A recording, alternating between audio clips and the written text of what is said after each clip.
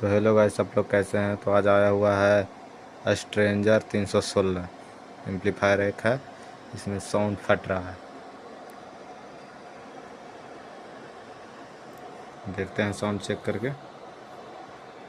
देखिए sound check कर रहे हैं अभी। देखिए साउंड फट रहा है।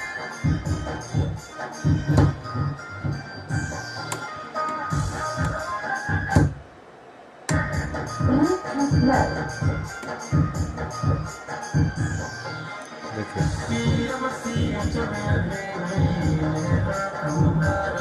साउंड फट रहा है इसमें।